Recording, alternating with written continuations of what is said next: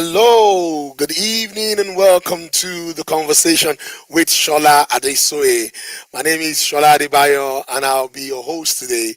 I have my brother, my younger brother, like they say, from another mother in Jesus Christ. Egosai there with me today, and we are Thank you so having much. this conversation today. It's going to be an interesting one. Yes. It's a Ferrari related conversation. It's the youth edition of the conversation, and Yeah. it's tagged That Daddy. where Where is is my my Ferrari? Ferrari? Because it feels like the song, Yes. Daddy. Where Where is is my my Ferrari? We need to add some bits. We need to add some beats to it, Yeah, right? yeah. So maybe someone would have an idea of writing the song around this.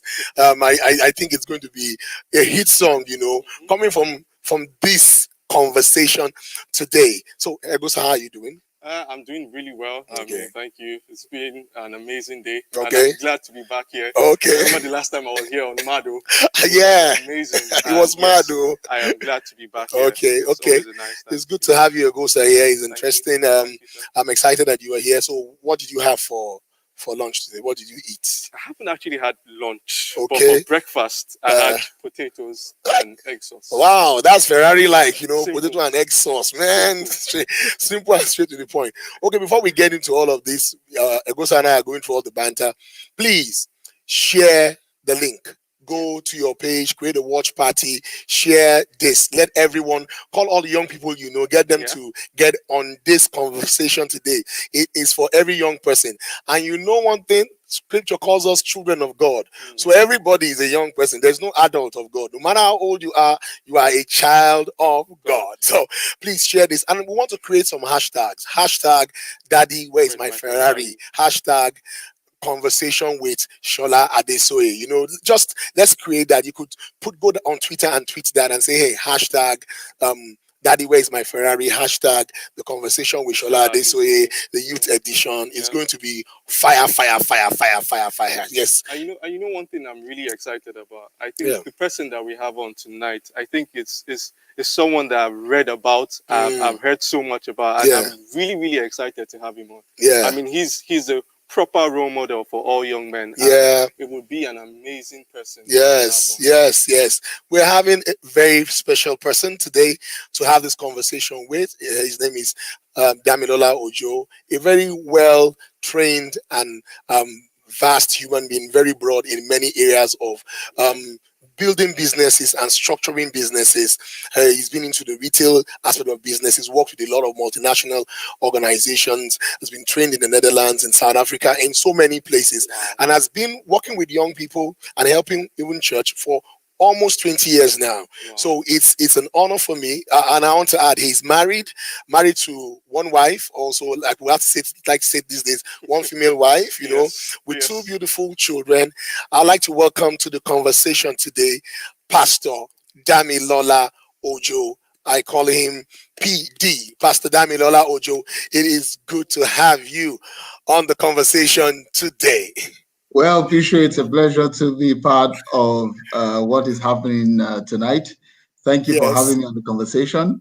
Thank you, Agusa, for having me on the conversation. It's a You're pleasure. welcome. Yeah, you're welcome, Pastor Damilola Ojo. We're excited to have you. Now you can see what the theme is today. Daddy, where is my Ferrari? What can you say about that, Pastor Dami? Daddy, where's my Ferrari? Well, it's an amazing topic for conversation at this time, considering particularly the trends that we've seen in the last few days. So I think it's something we need to talk about. I mean, we need to really ask Daddy, where is my Ferrari? So it's an interesting thing to have. Thank you very much. Okay, so we know what has led to this. Mr. Femi Otodola bought his daughters three Ferraris. Yes. What brand did he get for them?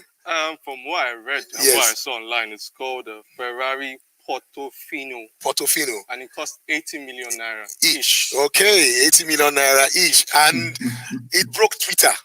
Yeah. At least in this part of the world, it broke Twitter. It was trending and trending and trending. That today, if you won't talk about the Ferrari, I think you will see the pictures of the daughters and all of that. So it caused a lot of uproar. There was a lot of hula baloo around the whole Ferrari thing, and many comments were made. Very interesting comments. Some really fearful for me, some alarming, some really scary. And I said, wow, this is serious. This is serious. So my first Mm. question to you, Pastor Damilola, today is, you understand that there is verbal and non-verbal communication. And the Absolutely. tweet about the Ferrari, yes. Is it saying something more to us than meets the eye? Is there something that our young people are saying to the older generation? Is there something that they are saying? Is there a message within this whole opera that we really need to look at and see? Is there something that we really could look at?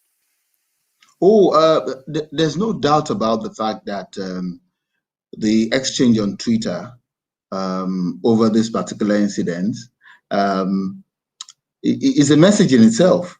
Uh, of course, the youths are saying something that we need to pay attention to. First of all, they're saying to the older generation that what used to matter to you is not what matters to us. I mean, why will anybody begin to question why their daddy hasn't bought them a Ferrari? Because someone else's father has bought a Ferrari. It's because they're saying to you that those things you celebrate are not the things we celebrate. Those things that are important to you are not the things that are necessarily important to us. Uh, the younger ones are saying to the older generation that, look, I want to succeed. I want to be in the league of the successful. I want to where my mates are and they are showing forth um, items or success items in their lives. I want to be part of it. I don't want to be left behind. I don't want to see my classmate tomorrow and hide. I mean, when these people stand to talk, I also want to be counted. I want to stand and be counted amongst the successful. So fundamentally, that's the message they are passing across. And they're telling the older generation, these are the priorities for me. These are the priorities for me, and I think it's something we need to listen to. So that's what I would say to that. There's something they're saying. There's a message they're passing. They're telling us that success is important to me. Those things you counted as priorities may not be the same for me. I want something else entirely different. And that's the message they're sending to us. Wow. I want something entirely different. Those Different. things that matter to you don't matter to me. Pastor Dami, you've just ignited a time bomb for me, because I'm now wondering what led to that shift. Why will a generation be concerned about something that didn't matter to the previous generation? What led to that break? What is the cause of that detachment, so to speak? That what mattered to my father, so to speak, doesn't matter to me. Hmm. Okay, if we take a look at what we have presented over the last few years, uh, I'm not sure we can have 2, 3 gatherings anywhere in this world and in our own generation where you do not mention success, where you do not talk about the likes of Bill Gates, the likes of Mark Zuckerberg, where you don't talk about strides that have been made by Apple, technology-based companies that are shifting the narrative in our times. I do not think that you can find any such meetings where we are not trying to motivate young people to say, "Oh, you need to succeed. You need to be your best. You need to give. I mean, there's so much on your inside that you can give." So we started the shift with the kind of conversations we're having with them. We started the shift. So uh, that's where that journey started from. We've told them you must succeed. You must be the best at what you do. You must change the narrative of your generation. If your generation wasn't wealthy, you have the opportunity to change it. If you had a rough background, this is the time to make history. So we've put that on the table for a while. And because of that, that hunger, that desire to get to that level, that to attain that height is rife amongst the young people. And we really cannot blame them because we fed them with that food for so long. PD, I like this area we're in right now because when I saw this topic, I was discussing with some of my friends, and there was something that someone said that really caught my attention. He said the two generations that we're speaking about, he referred to one generation as an underachieving generation, and the other generation as an over ambitious generation. What do you think about these two different sides? All right. Well, to be honest with you, I think that every generation ahead usually will pass a baton to the generation behind. And it's pretty much like you're trying to build a house and all of that. Um, when you're at the foundation level, you're not very likely to say you've succeeded. So it's easy for somebody who comes along in generations thereafter and saw completed buildings to begin to say, oh, those people who were before us didn't do a good job. They couldn't even finish what they started and all of that. No, no, no, no, no. The generations are supposed to move on one after another. So I won't say they are a generation that didn't achieve. No, they did so much within their own time and space. They did so much within their own generation.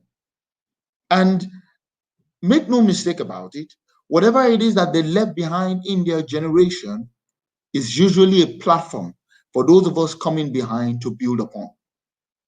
Now, the overambitious generation that we refer to are perhaps the generation who are a bit microwaving their mentality.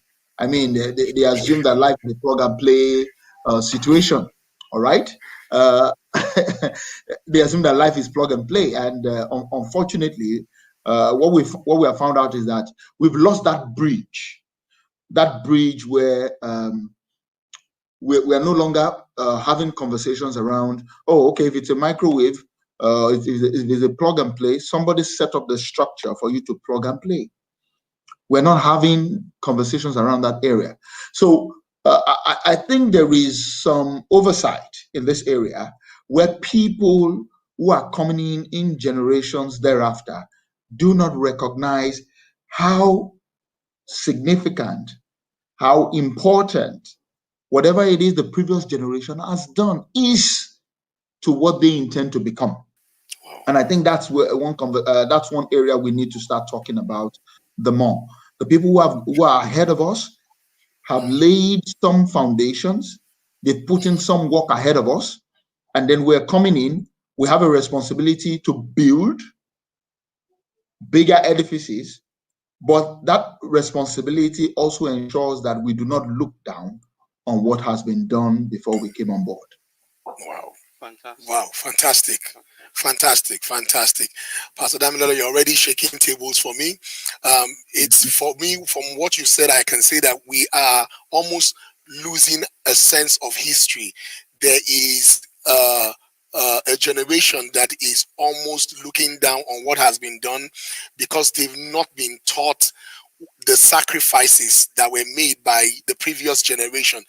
Is it Absolutely. possible that is it possible, sir, that the sacrifices made by the previous generation are being viewed as foolishness on the part of the previous generation? Yes, honestly speaking, men have served in civil service, they have done all kinds of things, spending 30 years, 20 years, and a particular generation feels that they were not smart, they were foolish. Pastor Damilola, this is Daddy, where's my Ferrari? Please talk to us. Is that the Okay. case here? All right. Like I said, there is a shift in our generation. There's a generational shift. There is no doubt about that. But I mean, as I mentioned earlier, it will be totally out of place for you to look down on the inputs of those who are ahead of us. If today we're talking about the internet penetrations across Nigeria, today we're talking about access to mobile phones. I mean, these are technologies that have developed over time. No, none of them evolved overnight. Whether you're on the 3G, you're on the 4G, you're on 5G, whatever G you belong to, The reality is that none of these technologies happened overnight. They have evolved over time. Okay? What has made them evolve? People have seen possibilities. So whether they were in civil, whether the generation before stayed only in civil service, I mean, imagine if they were not in civil service, what would have happened? Do you think we would have had some of the structures we have today, some of the buildings, some of the structures of governance that we have today? Some people had to labor to bring us to that point. If those guys, if that generation didn't labor to bring us to that point, how primitive do you think we would be? So it's important for us to be able to recognize the role that each generation plays in nation building or in building society. Each one of them, of these generations, have had that input or the other. And then we continue to build. Okay, I'll give an example. In 1994, when I first saw the Pentium 1, and I put on the computer then, it was as slow as the word slow. But many years down the line, with significant advancement in technology, you can put up your laptop and the random access memory, just goes on. Processors are working and it's coming up. The speed is really exciting. But if you had seen what was in the Pentium back then, you will appreciate that some people are putting a shift to move us from that point to where we are today. And I think that we must continue to recognize the inputs of such individuals and not label them as foolish. Thank you so much, Pastor Dami Lola. Thank you, Pastor Dami. I have another question I would like to ask you. Is anything wrong with a Ferrari? Is it wrong to desire one? You know, is it wrong? That's, I'm sure someone like Egosa will want to ask. Hey, is it wrong to have a Ferrari? It's not wrong. That's a beautiful machine, eh? It's something you want to have, and make no mistake about it. Anybody will be proud to have a Ferrari, all right. But of course, for me as a person, the first question I would normally ask is, why do I want a Ferrari? Why do I want a Ferrari? Why do I want to drive a Ferrari on the streets of Lagos? On the streets of Abuja? Abuja may be better because of the quality of roads that you have, but on the streets of Lagos, why do I want a Ferrari? Why do I want to compete every now and then for space with the commercial drivers in Lagos who believe that one of the evidences of you being a Lagosian is to have their stamp on your vehicle? Why? In this quantum of disorder that we have made a culture in our climate, why do I want to keep a Ferrari? So for me, these are the questions I would ask. The Ferrari in itself is not the problem. And there is nothing else that we want on the face of the earth that is a problem, except we begin to check on the motives of the heart.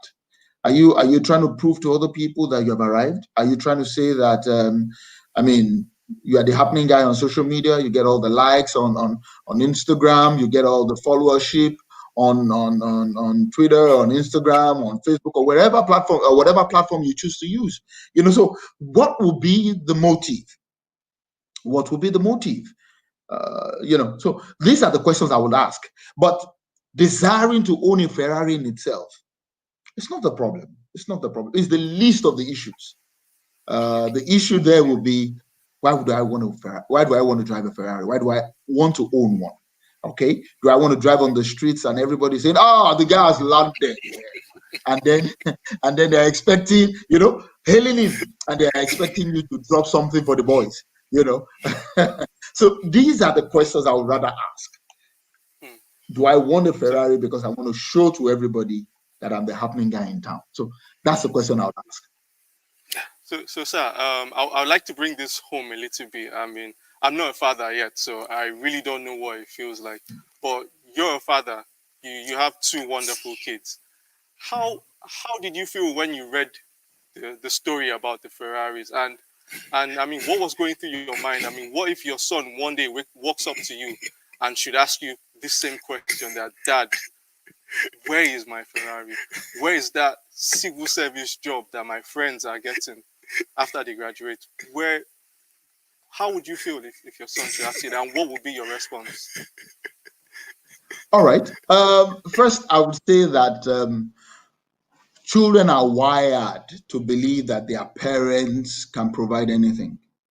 And I'm sure that some of us who are parents already can testify to this. They walk up to you and ask you to provide just about anything they think about, because they believe so strongly in their parents that they've got the ability to provide just about anything.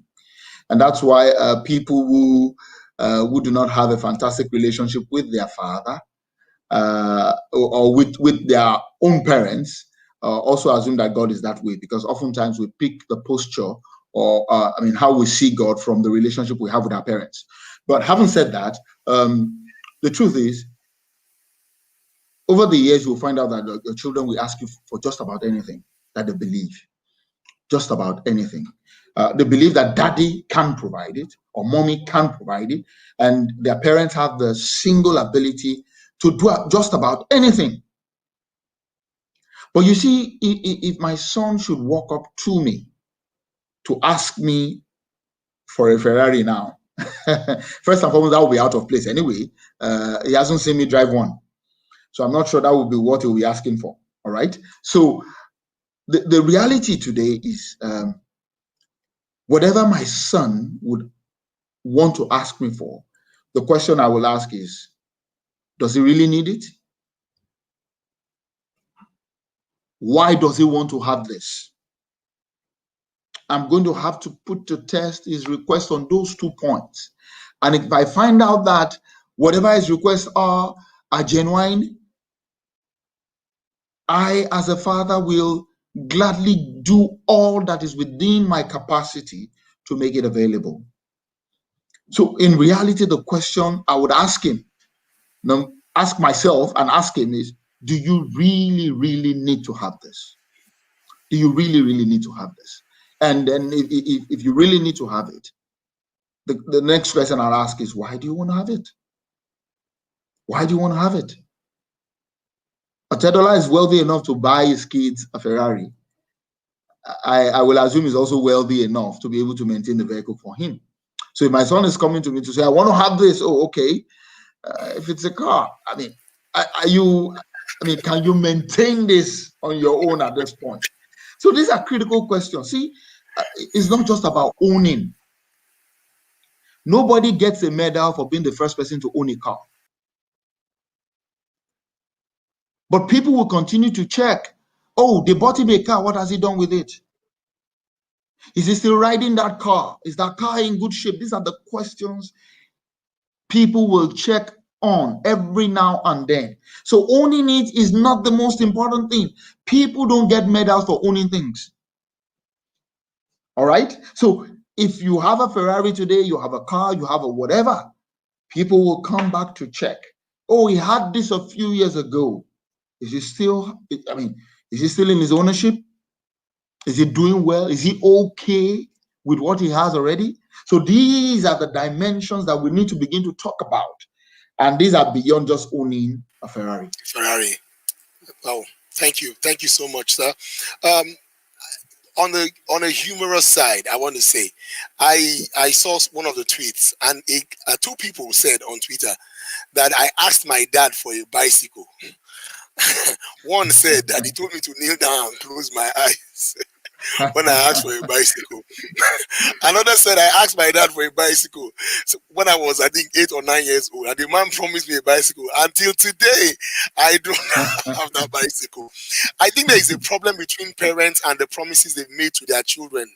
I think what this whole Ferrari matter is revealing, sir, is that there is such a great issue between children and parents, or young people and their parents, with issues regarding promises not kept, or dreams not fulfilled. And some young people are angry, Pastor Damiel. I have to say, some young people are angry, and if you go through the tweets, you will see the anger of a lot of young people. They could not tell their parents face to face that, Daddy, you promised me this and you didn't give me. But they now saw a dad fulfilling that for three of his daughters. 80 million times three, that's Egosa will do the math for us. 240 million. And I asked my dad for maybe a simple laptop, and the man has kept me on his coming. I am still on dial mode. And some young people are angry, Pastor Damila. They are angry. What do parents need to do, and how do we pacify the anger of a lot of disappointed young people? Well, very interesting issue you have raised there, Pastor Shola. Truth be told, Otedola has bought his daughter's Ferrari, and I mean, everyone is screaming about it. But I'm not sure he stole the story of when he planned to buy it and when he eventually bought it. Is it that he didn't have the money all the while to buy it for them or something? I don't think that's the issue. I don't think it's a lack of money sometimes. Some other times, certain things are basically not priorities. And it's not the parents not willing to do. Certain times happen in the lives of families where parents want to do things for their children, but at that time, those things that they've promised may be completely immaterial. They may not be the most important things for the family at that time. So it's important that I call that out, because no parent, I mean, scripture tells us that who is it amongst us whose child will ask for a loaf of bread and will give him a stone, or will ask for fish and will go bring out a snake?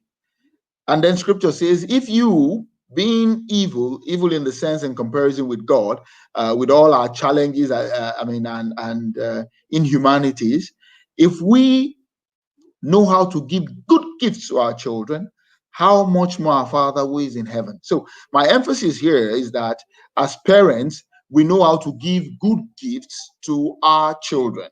All right. So it's not a lack of will.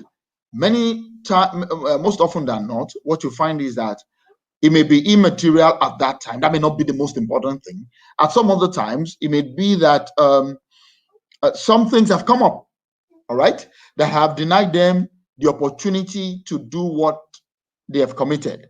All right. So, but perhaps where the challenge is we do not take time to explain to the children, to say, look, I've committed to doing this for you at this time, because of 1, 2, 3 reasons. I may not be able to do that, but keep in mind that I have this commitment right before me and I'm going to fulfill it. All right. I'm sure that if we take out that time to explain to our children, they'll understand. And for those who are angry on social media about their parents not giving them bicycles, I would assume that it's an extreme for a child to say, Daddy, I want a bicycle, and you say, go and kneel down there. I would assume that that's an extreme, because children, who else should the child have? Who else but their parents? Who else? So I would assume that, I mean, that's a bit on the extreme. But the reality is, children are wired to ask us those questions. So if your parents didn't provide that for you, I'm sure that as you grow a bit older, you will also find out that it's not as easy as you thought it was. I mean, it's not as easy as, oh, Daddy, give me this and you get it for him. No, it's not. It's not always that easy, because you see, the things that compete for the attention of parents can be a lot more than the child can see. But if we do not take time to explain to them, we give them the opportunities to build up this kind of anger, We give them the opportunity to doubt that daddy really cares or mommy really cares and is willing to do these things. So my advice for young people who are angry that daddy didn't provide, you will soon become a father, and then you might understand at that point that you will soon, or a mother, you will understand at that point that it's not often a stroll in the park. It's not Yeah. often a stroll in the park. It can be a bit challenging sometimes to meet up with the demands of parenting. All in all, again, the story of Etodola, when he wanted to buy, he didn't know. When he made the promise, nobody was there in their family meeting. It was when he delivered the Ferrari that the whole world went berserk about it. So let's keep that at the back of our minds. Okay. I think this is a good point to bring up the story. So growing up, I remember my own Ferrari moment. I mean, I was a young child. Yes, I wasn't doing too well in primary school, but I remember always troubling my mother. I wanted PlayStation. That was what was raining at that time, and I remember she went above and beyond, and she got us a PlayStation, and it was the talk of the entire neighborhood, and everyone was talking about it. So sir, I would want to know, what is that one Ferrari moment that your kids would boast about? Do you have one moment that your kids will say, all Ooh, right, this is our That's Ferrari a moment? fantastic question. absolutely, absolutely. I mean, it's the same with you. You know, my son walked up to me one day and said, "Daddy, I need a PS4." All right. So, and I said, "Okay, PS4. All right, I'll get you a PS4, but on these terms." So we had to discuss the terms. We had to discuss the. I mean, if you even when they are doing the best of promotions today, they tell you T's and C's apply, terms and conditions apply. Am I right? So I mean, this is the reality. Yes, we're going to have a PS4, but they are on these terms. And I even went as far as telling him that, look, perhaps by the time you have fulfilled these terms, PS4 will be obsolete. I'm willing to upgrade to PS5 or whatever I mean console is available at that time. Okay, so what is important is the communication. He had his own Ferrari moment, which I mean I'm just trying to be as honest as possible. We had that conversation. I had to tell him, yes, I'm willing to get that for you, but it will be on these terms. Okay. And I am willing to go above and beyond to say, okay, you asked for a PS4, but I can get you the next model, the next, I mean, the latest model of that console when these terms and conditions are fulfilled. So sorted our moment. Yeah, the Ferrari moment. Interesting Ferrari Absolutely. moment. Well, yes. Well, you are on the conversation, and it's been an interesting one. We're seeing all kinds of comments coming in, people saying all kinds of things. I can see quite a number of them. Please continue to share, continue to post your comments. This is the conversation, Daddy, where is my Ferrari? Young people, you people, episode. I want to read a particular comment right now. I know we should wait till the end of the conversation to read comments, but this is key because of how it sounds, and particularly because it's coming from a young person, and it's from Christine Bestman. I want to read that comment, and I feel, Pastor Damilola, it would help quite a number of things. Christine Bestman said, I think a crucial part of this issue is that in some parent-child relationships, parents always appear to be inaccessible in certain matters. Even more, there is no shared understanding of a mutual accountability that goes both ways between parent and children. I need to read this again. I'm so excited. So I think a crucial part of this issue is that some parent-child relationships, parents almost appear to be inaccessible in certain matters. Even more, there is no shared understanding of mutual accountability that goes both ways between parents and children. This is a table cracking comment from Christine Bestman. Pastor Damila, over to you, our guest. What do you have to say about this comment? Is it true? Well, Is it false? Is it in between? well, well, I think it's. I think over the years we've started experiencing a shift in this particular trend. When we were younger, I mean, that was the norm. You could barely ask questions, and I mean, the keep quiet was as quick as your question. So I think that we didn't have the opportunity, that level of interaction as raised by Christine Bestman. But I think over the years, I mean, this trend has changed. We're seeing parents having crucial conversations with their children, having me time, and I mean, the engagement has changed. It wasn't like what we used to have before. I'm not saying this is a wild spread practice across parents. I mean, we do not have that statistics, as it were, or the data to say that, there has been a shift in this experience. Pastor, you will agree with me that it's easier today for your children to walk up to you to talk to you. It's a lot easier. It's a lot Yeah. easier. It's a lot easier. It's not like what we had. It's not like what we experienced. You couldn't even ask your own teachers who are paid to teach you questions. I remember one of my teachers in secondary school. If you asked him a question, he would go like, "Okay, so what part don't you understand, sir? You've been talking to the board the entire day, so we didn't hear you. So sorry, I cannot help you. If you didn't hear anything, well, I'm sorry, I cannot help you." It's not like that anymore. Today, the children can interrupt at any time T and say, "Look, I want to ask you a question. I'm sorry, I don't understand this."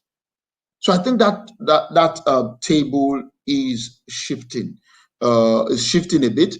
And then the later part of her comment, she said there's no mutual accountability, which is why I said, as parents, number one, don't even commit to what you cannot afford. This parent did this, so is that what you can afford? And once you are committed, or you have committed to your children that I want to do X and Y. Now, if at that time you promise, you say, "Look, it's not happening," you need to be able to communicate with the child to say, "Look, I'm sorry, I committed this to you, but please give me a little more time. Or based on this observation, I don't think you're ready to have it. So on the contrary, please hold on a little." And there has to be this constant communication between parents and children. "Oh, I committed to doing this. It can't happen now. I'm going to do it at this time." Yes. And if you make the commitment, live up to it. But please do not commit what you cannot afford. They're your children. You're not trying to impress them. You are their father or their mother. You're not trying to impress them. So commit what you can afford. Commit what you are able to provide. And if there's any shift in the date or in the commitment, please be the first to humbly go back and say, "Hey, child, I committed this to you, but because of 1, 2, 3, 4 reasons, I'm not able to do it at this time. But be rest assured that at this time, I'm going to fulfill what I've committed to you." I mean, the trust levels will grow. Your child will be more confident in daddy's ability or in mommy's ability to communicate.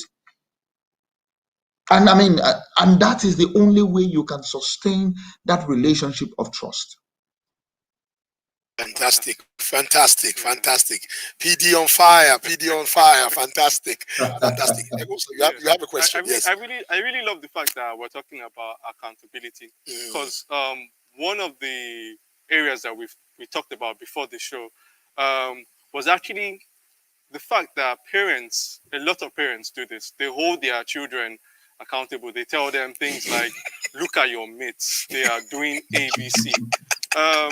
With this new generation, we love to ask questions. Even the younger generation, I think they are even worse.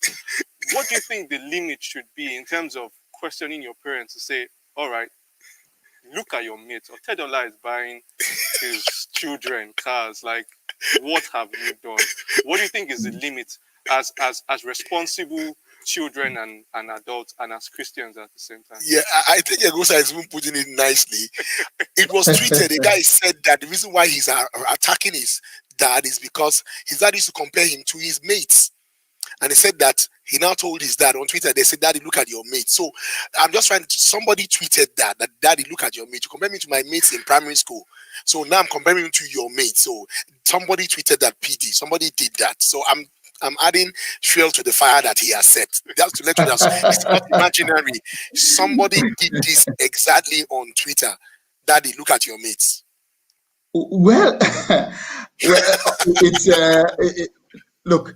This is a generation really that, and if you permit me to go a bit deep about this is a generation that really challenges everything, and because they challenge everything, there are often no boundaries. Sometimes in their comments, there are often no boundaries.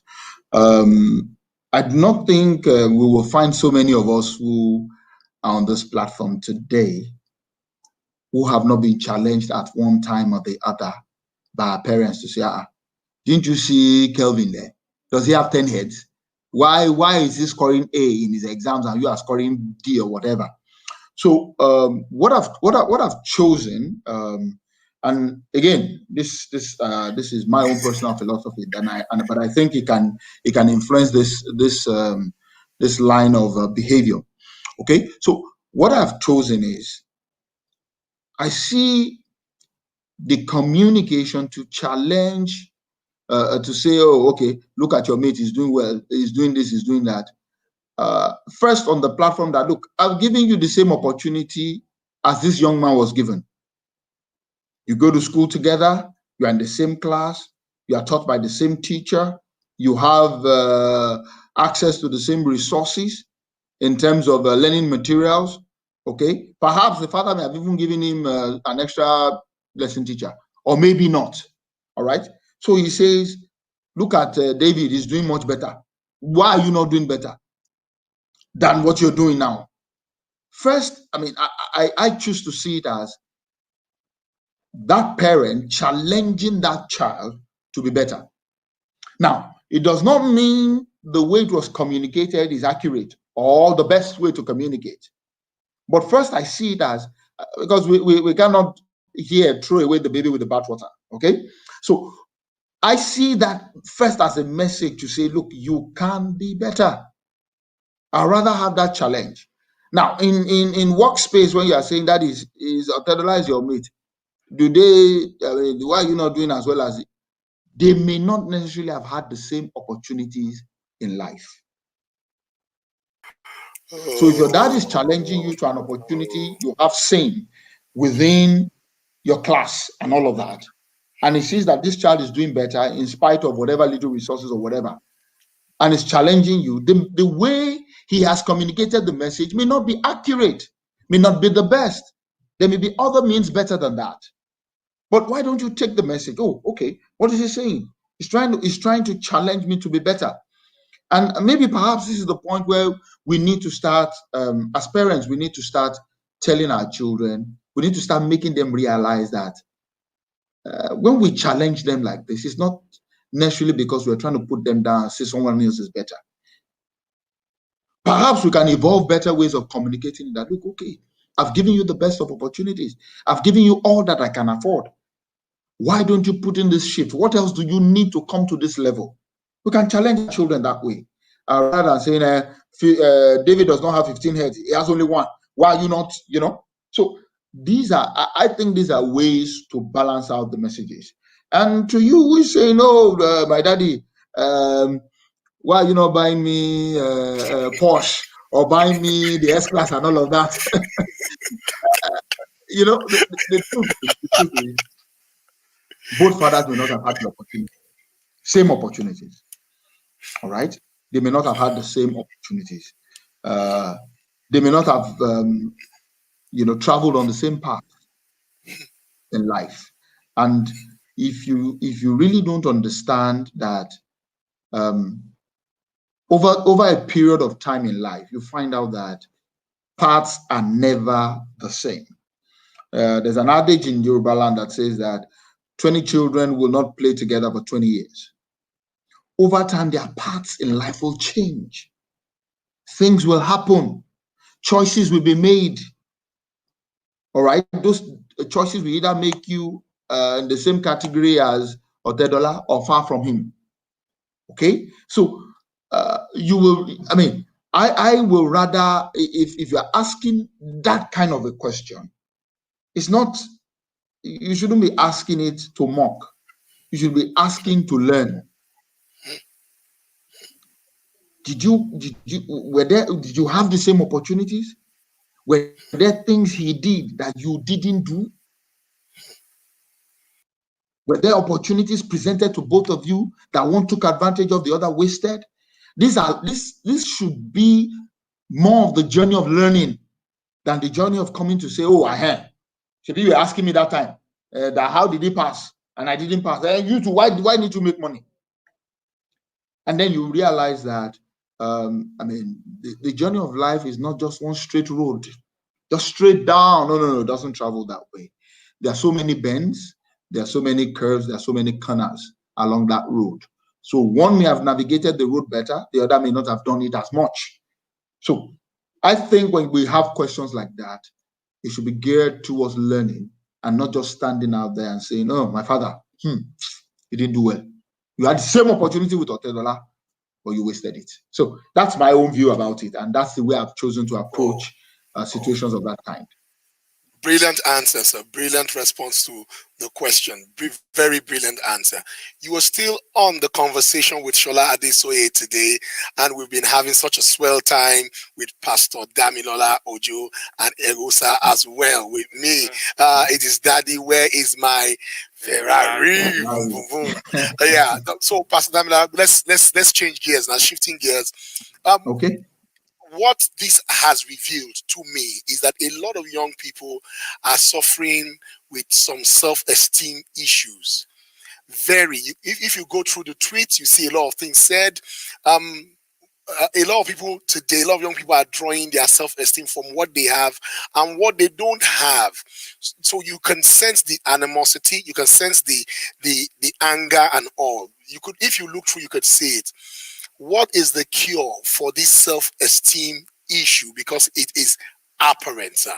It is apparent. It has created a get rich or die trying attitude. I want to repeat this, a get rich or I die trying. So rules are not being kept. All kinds of things have been thrown into the bush because there is just something missing. What do we do about that, sir? Well, Pastor, that's an amazing question because it speaks to the reality of the things that we are confronted with today. Loads and loads of young people are beginning to equate personal fulfillment with material things, wealth, or whatever it is that they have, whatever possessions that they can flaunt around in the faces of friends and colleagues. But the reality is, we've built this lack of self-esteem over the years. Nobody suddenly wakes up to lack self-esteem. It's built over a period of time.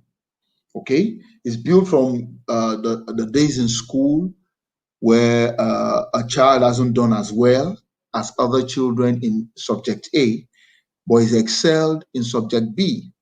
Okay, perhaps we didn't take time to evaluate and say, oh, maybe this is a strength. Maybe this is the strength. I can't imagine a literary giant like Professor Wole Soyinka and talking about excelling at in areas like physics. Okay, so imagine that a child has to battle with having to impress his parents only by his grades. Now, those are the things that gradually batter the self-esteem of children.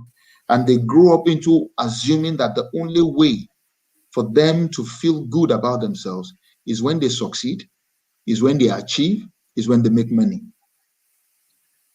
And if we understand the way the laws of success work, you are first successful on the inside before you are on the outside. All right. So if you are so poor on the inside, no matter the wealth that you acquire over a period of time, that self-esteem will continue to drag you down.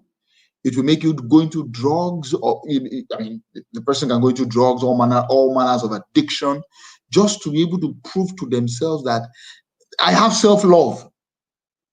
Most people who battle with this are trying to prove, always trying to prove. The only person you have to prove anything to is to yourself, to nobody else. As a matter of fact, they may not be noticing. So the reality today is that your self-esteem cannot be drawn from things. They're subject to change. Now we're celebrating Ferrari, the same business company that launched that particular product. In 2 years, we launch another one that will expire that model. So what are you going to do at that time? If you were celebrating when you bought iPhone 10, 12 will soon come out. What will you do? Exactly. So if you don't have iPhone 12, does that mean you've not used iPhone before? So we must stop drawing our self-confidence or self-esteem from things. They are temporal. They change. They change. They don't last. We must continue to draw our self-esteem from knowing from us who we are in God. The last time Pastor Shagun was here, he said, if God is your source, is your beginning, then you've got creativity on your inside. I mean, Yeah. that struck me like a Yeah. thunderbolt. I don't need anyone to come and announce that you are creative before I feel good about myself. I know who my father is. You need to see children when they boast about their parents. Do you know who my father is? So, I mean, that child's confidence comes from knowing that, look, my father has got my back by every means. Now, if we know that is who we are in Christ Jesus, his children, then we should be confident by every means that the God on our inside is more than enough. So if you've got that sense of self-esteem, I mean, it is bigger than whether you have a Ferrari today or not. You are confident that, look, I may not have all I need today or all I want today, is a matter of time. I'm going to get there. So if you're that confident, you don't need to start running around trying to impress anybody. You don't need to break rules. You don't need to throw morality into the dustbin because you're trying to get rich. Scripture tells us that those that will be rich will fall into many sorrows. That's precise. So if you want to always draw your self-esteem from achievements, from owning, from succeeding, oh, I started this project, I finished it, I did that, and I did this, I did that, I did that. So what's going to happen the day you are not able to do it? Does that reduce you? No, it doesn't. So these are the things we need to start speaking about the more. The world is not all about success. What happens to humanity?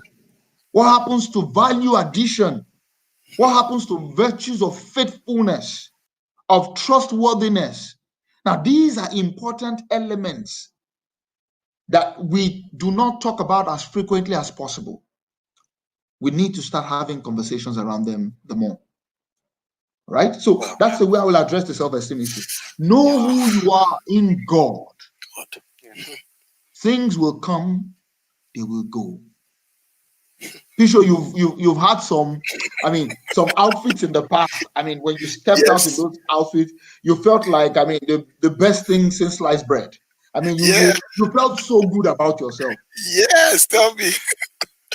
A few years down the line, I They're mean, all you probably can't put on those clothes anymore. Have you stopped feeling good about yourself? No, no you way. haven't. Because those things are not meant to be permanent. They are not Wow. meant to be things that make you happy. Happy. Wow. Wow. Wow. Wow. Wow. So, sir, to talk a little bit more about the get rich or die trying behavior, um, do you think it's as a result of a lack of trust or total rebellion from the younger generation, given that past generations have kind of bastardized the processes that they try to instill in this younger generation. I mean, we have in foreign countries where they say, do not talk like this, do not say this about people. And then you have someone that becomes the leader of that country. And even in our country right now, we have people that do whatever they want and they seem to make it. Is it a total rebellion from the younger generation to say, well, we don't care about these processes? This is not what you taught us when we were younger. We're going to do what we feel is right. And that's why we have people doing what they do today. No, I mean, absolutely. I mean, I'm not going to see it as total rebellion. I'm going to say that we've laid the foundation and that the younger generation are simply building on it. Okay. Today, what do we model? What do we model today? We model somebody who was as poor as the word poor. And tomorrow, because he's holding a political office or he has some affiliation with an individual somewhere who is in power or something, he now begins to live big. Today, we've modeled people getting rich overnight. Today, we've modeled people getting rich out of not laboring. I mean, I don't watch Big Brother Nigeria, but I was following some trends on Twitter about a particular housemate that was evicted, and within a very short period of time, they've raised $15,000 for the evicted housemate. So somebody put it on Twitter then that, look, Samson Siasia has been trying to fight his case in the court of arbitration for years now because he doesn't have that much money. Nobody has donated a kobo to him. But somebody was evicted from Big Brother Nigeria. And in hours, we've raised $15,000 on GoFundMe. It tells you what we are modeling. We're telling the younger generation, you don't need to put in a shift to be rich. You don't need to labor. You just need to know somebody, do something. Ladies and gentlemen, there is no such thing called suddenly God did it. It climaxes at the point where you have had some build-ups. The water breaks forth. And until we begin to tell the younger generation that, look, this is how it works. Nobody becomes a millionaire overnight except you are in scamming. You end up like the horse and the puppy and all of that. Okay? So the truth is, hard work, putting in the right shift is the way to go. Creativity is the way to go. We're not talking about wealth that happens overnight. We're talking about enduring wealth, enduring riches. It takes creativity. It takes growth. It takes continuous improvement. Nothing significant is achieved overnight. And we need to tell this to the younger generation. They need to be aware. Everything doesn't happen at the speed of computer. Life doesn't operate that way anyway. Otherwise, you would have grown to about 6 feet or whatever in height you are the day you were born. You evolve over time. So we need to keep having that conversation. We need to keep telling younger people that, look, it takes hard work. It takes consistent labor, persistence, staying put on a particular thing. Oh, this one, I tried this one, it didn't work today. You jump to the other one. No. You are not going to build anything significant that way. You stay put. You know what they call experience? It's not only those good moments.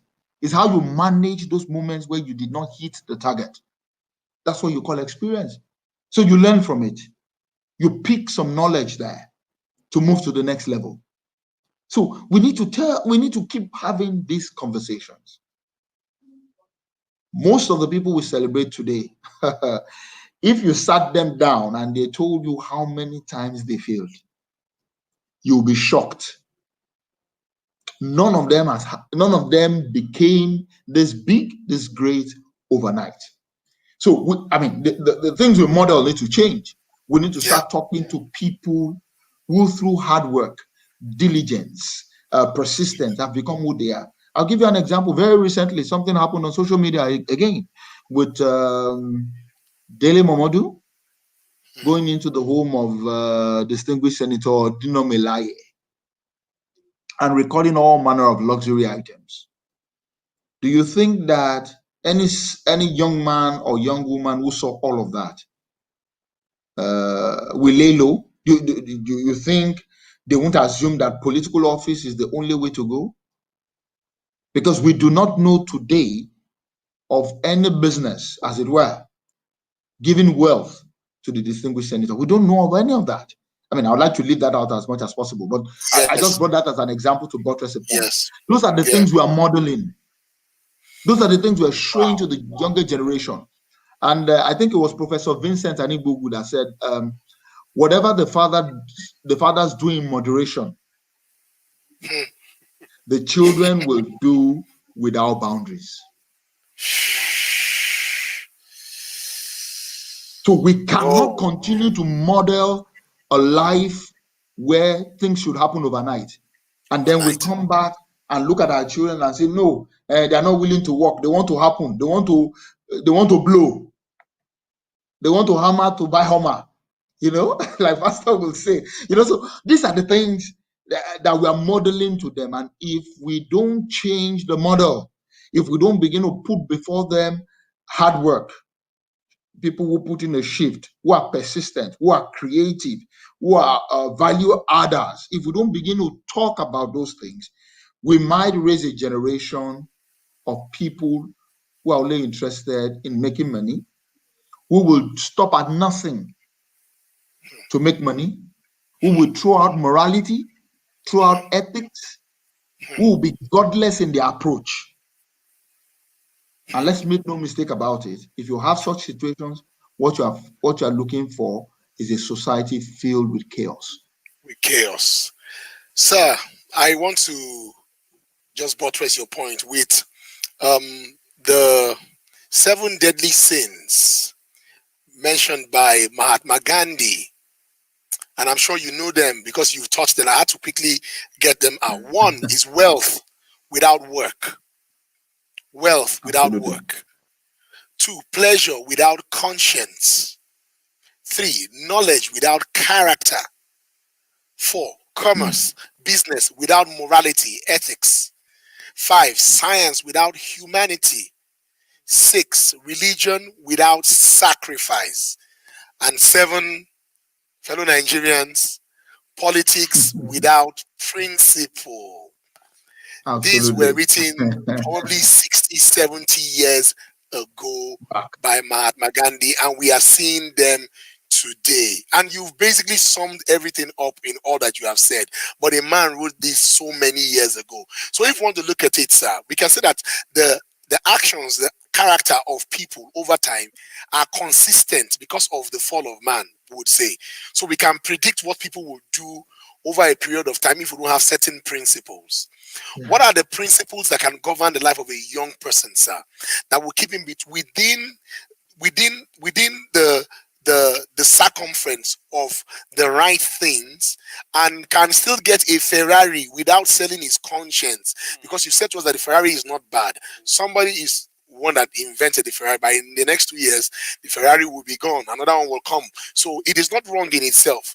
But we want to have young people that will stay on the path that is right and follow through. What are the principles that a young man, a young woman will need to hold on to and understand to continue on this path and understand that the things that come left, right, and center are just going to be additions as we go? Okay. Thank you, Pastor. First and foremost, there is no substitute for hard work. Just like you mentioned in the 7, items mentioned by Mahatma Gandhi, written by Mahatma Gandhi, you cannot expect wealth without work. There's got to be some work. Whether it's your brainchild you're producing or you're working with your hands, whatever it is that you are putting in as a shift, that's the only thing that produces wealth. We need to sound that out loud. Shout it loud. Hard work still pays. It still does not have a substitute. We need to, it needs to be so loud. That's the first thing. Number two is discipline. And I'm not saying this in a particular order, all right? Number two is discipline. If you've got a vision, maybe perhaps I should have even started with that. You should be clear about what you want to become in life. The reason we see some of these successful people is so that they can model something. They can show us possibilities. So you need to pick out what is it you want to become. What is it that you really, really, really want to become?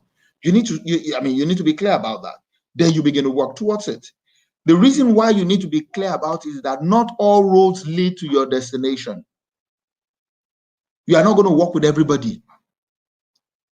All right? So you need to be clear about where you're going. Two, you need to work hard.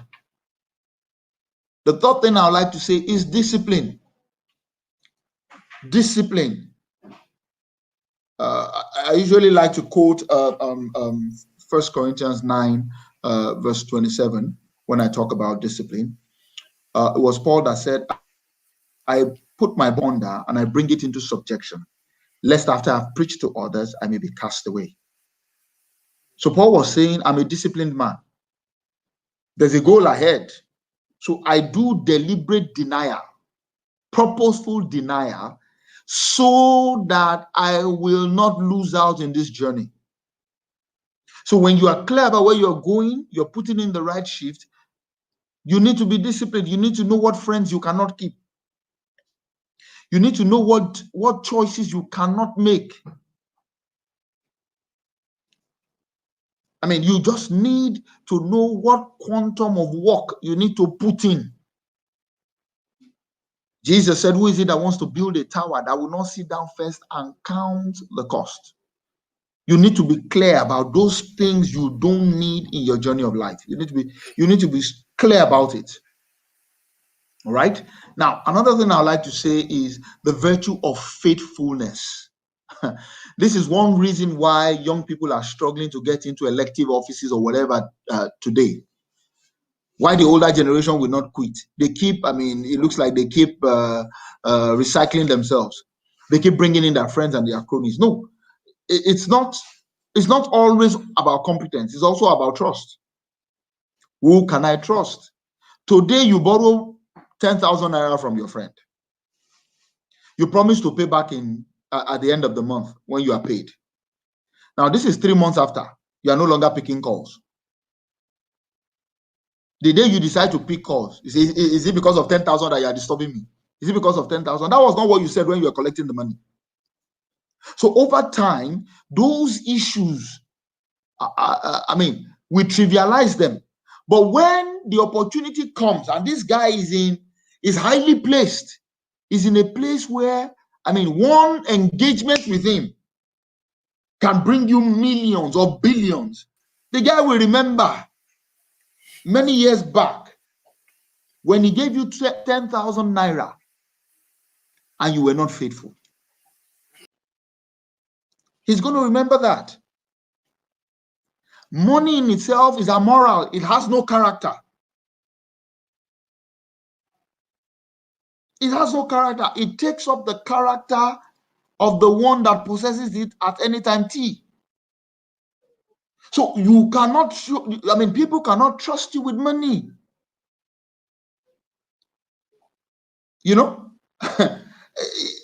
Nobody will commit to you true riches, true opportunities. Now, these are the issues that we don't talk about anymore. Somebody gives you a job to deliver. You treat it like you are doing the person a favor. You treat it like you are doing the person a favor by delivering as and when due with the quality you have agreed to deliver. So, these are the things that we are not doing anymore. We're not talking about them anymore. And because we're not talking about them anymore, we're having issues. We're having issues. So, Pastor, these are the things I think we need to hammer on. Faithfulness, trustworthiness, discipline, commitment. Don't commit just with your mouth. Whatever you know you cannot do, don't say, oh, I will call you back. You know you have no plan to do that. It's a different kettle of fish if you are 40. Yeah. I mean, oh, I'm sorry, I promised to call, I didn't call and all of that. But you just behave like it doesn't matter. Now, so these are the things when you take people for granted. You take people for granted.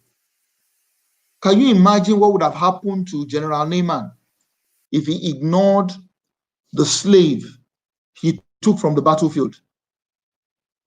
He may have remained leprous till death. So you cannot say what opportunities will come your way and through whom. So take nobody for granted. Now, so these are principles we need to put on the table. These are principles we need to put on the table. So if we do that, you are sure that it's only a matter of time. Buying a Ferrari will not be a problem for you. It's only a matter of time. Buying a Ferrari will not be a problem for you. It's been an awesome conversation with PD today with Pastor Damilola Ojo. As an awesome. We are still open to questions that you could throw in, but at this moment we'd like to go through the comments that we have. So if you have a question, you could still ask. Our guest is here, Pastor Damilola is here, and we could address the issue that bothers your heart. But at the moment, we want to look at the comments thus far, it's buzzing, man. So many comments. So let's get to look at the comments that we've had so far today on the conversation with Shola Adesoye. Yes, it's been great, Pastor Damilola. Great conversation with you. Okay, Adesola Bangbala says that we must draw our self-esteem and confidence from what God says about us, not from temporary material stuff that goes out of fashion. So somebody was really following there. Yes, that is a very, very hot one. Yes. Also, we have Aniefonama Jonah Etim. When parents communicate effectively with their children, they are showing them respect, and children begin to feel that they are heard and understood by their parents, which is a boost to self-esteem. Good and effective communication skills will benefit children for their entire lives. Wow. Absolutely. Wow. Absolutely. Absolutely. So that is from Aniefonama Jonah. I hope I'm not murdering your name, but I'm trying my best here to call it right. That was a fabulous, great communication skills. From Gabriel Godson Adoga, nothing significant is achieved overnight. Process, sacrifice, persistent labor, staying put. That is meant to be tweeted. I'm telling you. Process, sacrifice, persistence, labor, staying put. Christine Bestman, you also have to be okay with actually never getting there. That is when this hypothetical there is being measured against the standards of others, because that determination to get there is easily conflated with a do or die, and then you're just back in the same cycle of chasing dreams and goals that are not yours, neglecting the path that is actually meant and tailored for you. I think this person studies some kind of psychology or something. It's deep, man. Talking about the cycle and everything, And it's thank you, Christine Bestman. Fabulous from Christine Bestman. Oh, yes. More comments. Okay, questions. We have questions coming now. Okay, questions. Wait for the questions to come up. Okay, from Ekerebong Ruben Michael Akubo. Question: how do you strike the balance between loving our children and not wanting them to feel deprived and spoiling them? This is a golden question. PD, I don't envy you. So you shouldn't want a Ferrari, so you gotta answer this. Well, I think it's important to know that the Bible recognizes that as parents we should give good gifts to our children. It says, if we being evil know how to give good gifts to our children. So it's not out of place to give good gifts to our children. But I've often asked this question in meetings, and I've said, is it possible ever to love your children the same way? Is it possible ever to love your children exactly the same way? And I've heard people say, no, it's not possible. It's not possible. And I said, well, there is no love-tometer, as it were. If you permit me to so use that word, there is no metering device to measure love so as to know which is higher or which is lower. Okay. But oftentimes I think that we confuse the expression of love to mean love itself. Love has got a tender part and a tough part. Some children grow when you show them more of tender love. Some others, you've got to be tough. If you aren't tough with them, you're setting them up for failure for the future. Okay, so there's that part of it that is either tender or tough. Okay, so what we often mistake is to say that we don't have a balance of both sides. So it looks like because you're extending so much of tough love to this child and he hardly gets tender love, then people think you don't love that child well enough. Okay, so I think that there should be a balance of the tough and the tender for a child to grow appropriately. Of course, depending on the kind of child.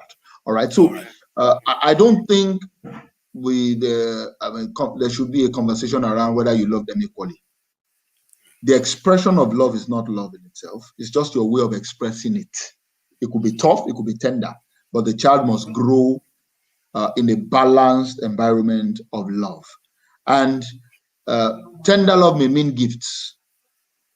Tough love may also mean gifts, but not at the time the child wants it. Sometimes there needs to be deliberate denial.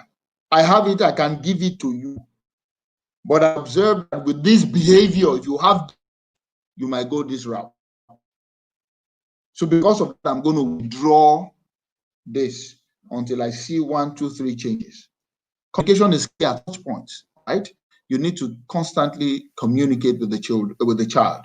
So I think there are certain things that you can afford today that your dad will say, oh, you go shopping, for example.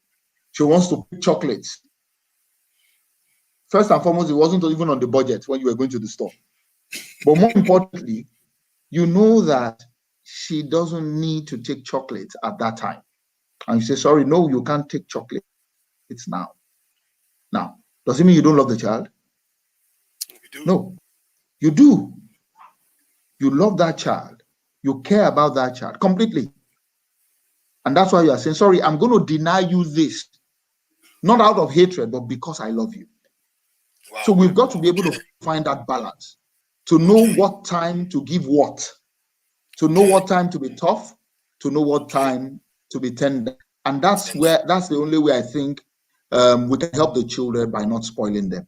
But in all of this, whether it's tough or tender, communication has to be regular. Yes. Wow. Yeah. So I think at this point we have another question coming up. Yeah, yes. Another question. I think it's from Chris Jato. Chris Jato. Yes. And he says, what legacy should parents leave for their children? Wow, amazing question. This is really is it a Ferrari? Wow. Or a Bugatti? Well, Ferraris won't last, so let's not be Ferrari. Even scripture says wealth does not last forever. It doesn't endure forever. So even leaving them with wealth, I once worked in the financial services sector, and when in an office somewhere along Mobolaji Bank Anthony Way here in Lagos, and the house, the building housing that office was owned by a gentleman who had passed on. Okay, and in his will he had passed it on to his children. And this particular building was passed on to his son. So he was always picking rents every now and then. But because he was living recklessly, there was no amount of rent he collected at any time T that was enough for him. He will spend the money, and go broke. After that, he will come begging for rent. Say, okay, give me. Next year, you won't need to pay. Just give me, you won't need to pay. So he was doing that regularly. After a while, he sold off the building. After a while, he did what? He sold off the building. The father left a house for him as legacy. Where is that legacy today? It's gone. It's gone. So the first legacy, when Abraham was old and was going to pass on, the Bible says he called all his children, the children he had from Keturah after the death of Sarah, the child Isaac, and Ishmael. The Bible says he gave gifts to all of them and sent them away.